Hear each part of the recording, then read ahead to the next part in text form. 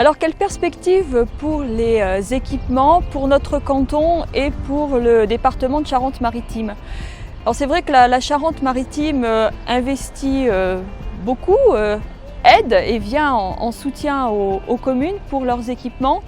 Néanmoins, nous souhaiterions que ces aides soient beaucoup plus équitables, beaucoup plus solidaires, et nous proposons que désormais les aides soient faites notamment en direction des communes en fonction de leur potentiel fiscal pour aider notamment davantage les communes moins favorisées,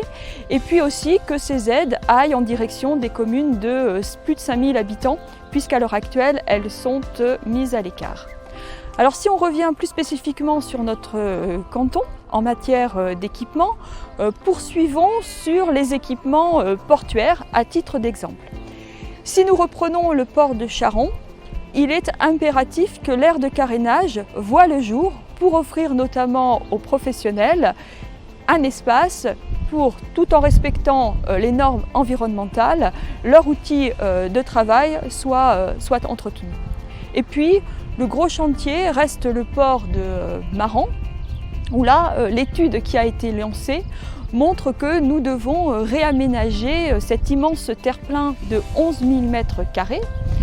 pour permettre aux plaisanciers, 160 places disponibles à l'heure actuelle, mais aussi aux entreprises, d'évoluer dans un espace davantage accueillant. Alors concrètement, qu'est-ce que cela veut dire? Eh bien, cela veut dire poursuivre la concertation avec la municipalité et avec les plaisanciers et les entreprises pour premièrement revoir la circulation sur les quais, développer un peu de stationnement,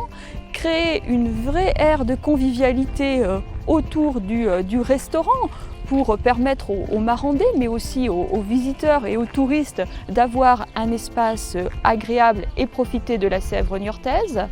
Cela veut dire aussi avoir une aire de carénage pour permettre aux plaisanciers d'entretenir dans des normes respectueuses de l'environnement leurs bateaux. Et puis surtout, sur les 6000 m² restants, créer un port à sec permettant donc de satisfaire une demande de plus en plus nombreuse de plaisanciers, notamment pour l'hivernage de leurs bateaux. Enfin,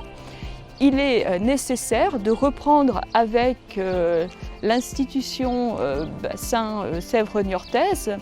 la réflexion sur la qualité de l'eau du port de Maran dans un respect, là aussi, de la biodiversité qui fait l'identité de notre canton qui se trouve au cœur du Marais Poitevin.